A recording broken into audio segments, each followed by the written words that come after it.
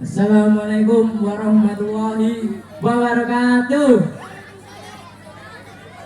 Jogging reading, bukan jogging di lapangan. Alkisah, pada suatu masa di suatu tempat di negeri antah berantah waladalah, katanya berkumpullah 3 orang yang berbeda rupa, gaya, profesi, dandanan, asal usul, omongan, dan lain sebagainya, yang semuanya tentunya jadi berbeda semua. 3 orang ini meskipun berada di tempat yang sama, saling asyik dengan diri masing-masing, saling cuek gitu loh. Yang satu lagi ngomongin apa, yang lain ngomongin apa, emang gue pikirin. Nah, dengarkanlah kami dengan seksama dalam tempo tawa yang sekenanya. Pelajar, pemilik kantin, dan cleaning service.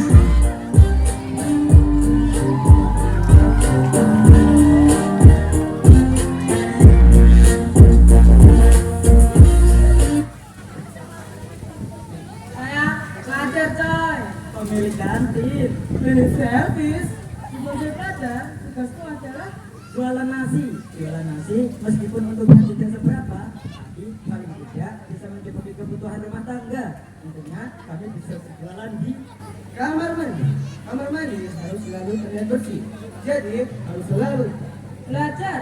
Iya, belajar bisa dilakukan di setiap kesempatan, baik bersama guru maupun secara mandiri di kantin. Kantin kami menyediakan berbagai macam masakan yang disikat dan disiram setiap sudut dan celah-celahnya agar lantai benar-benar terlihat bersih dan segar. Bisa digunakan buku. Iya, buku merupakan salah satu sumber belajar yang tersedia di perpustakaan sekolah. Guru biasanya menugaskan kami mencari pengetahuan teks bahasa Indonesia di perpustakaan, terutama apabila guru tersebut tidak bisa mengundang selera atau tidak tergantung dari para pelanggan. Jadi kami harus berusaha keras agar para pelanggan kami bisa menikmati Karbol dapat menghilangkan bau tak sedap dari kamar mandi agar tak tersebar kemana-mana. Kamar mandi harus selalu terlihat bersih dan wangi agar bagi kami tidak masuk kelas kami lakukan setiap hari di sekolah tergantung pada masakan yang dijual. Masakan yang dijual bermacam-macam, menyesuaikan keinginan para pelanggan. Sebab jika tidak, maka kami akan disunat. Sunat gaji adalah hal biasa. Sudah konsekuensi kerja yang tidak bisa kami hindari. Makanya malas tak sering dipikirin, apalagi dimasukkan ke dalam jadwal. Iya, jadwal pelajaran disusun oleh mata kurikulum dan kami harus mematuhinya. Pelajaran kami tidak ditinggal pelanggan. Ditinggal pelanggan adalah kerugian besar. Jika terus-terusan kami bisa bangkrut dan membuat kami jatuh hati seseorang jadi tebal. Tapi dalam perlakuan seseorang terhadap kamar mandi paling tidak bisa menunjukkan apakah seseorang itu kacaunya setelah pelajaran dengan perlombaan akan membuat semua aktivitas terganggu.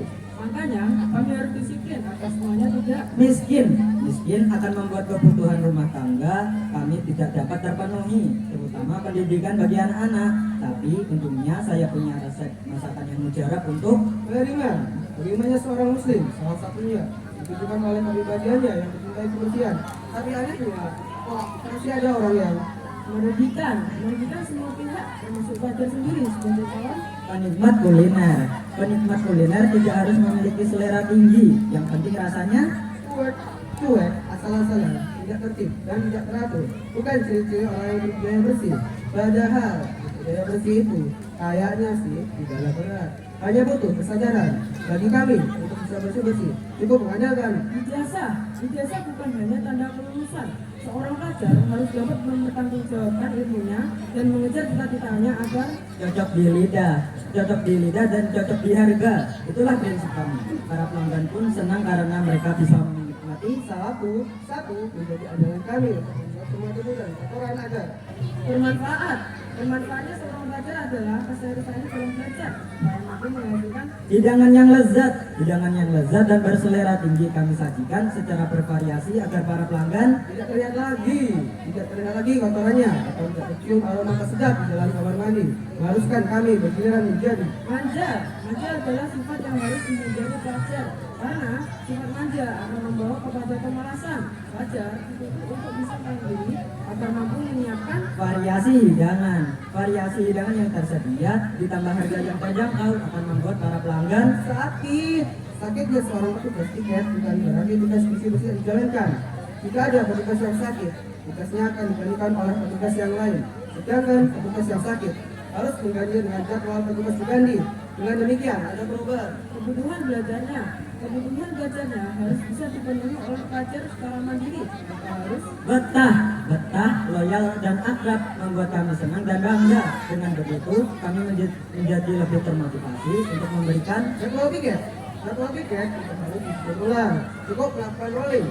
Untuk seterusnya, jadwal mereka tergantung pada teman secara berlebihan, membuat pelajar tidak kreatif, lemah nalar, tidak kritis, dan tidak percaya diri. Kondisi ini harus dihindari sebab nantinya seorang pelajar harus orang mengejar kepuasan bukanlah semata-mata tujuan kami. Kepuasan pelanggan lebih merupakan sinyal positif terhadap upaya kami dalam memberikan pelayanan prima kepada para pelanggan agar tidak kembali seperti semula sesuai dengan tugas dan peran kami masing-masing. Saya dari servis. saya sih belajar. kantinlah. Dan saya MC yang baik hati loh bray. Gimana penampilan kami, keren kan? Mantap kan? Pelajar, pemilik kantin dan cleaning service, cukup tahu diri untuk segera pamit undur diri. Sampai jumpa di lain kesempatan. Kalau ada celetukan salah seorang dan kalau ada tutur kata yang kurang berkenan dari kami, mohon maaf yang sebesar-besarnya.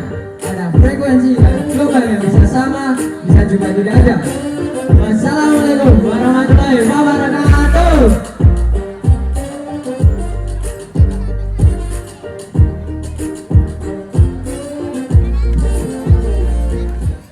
Dengan tepuk tangan yang meriah buat SMA Al Irsyad Al Islamiyah Tulungagung. Nah itu tadi cerita berantai Rus.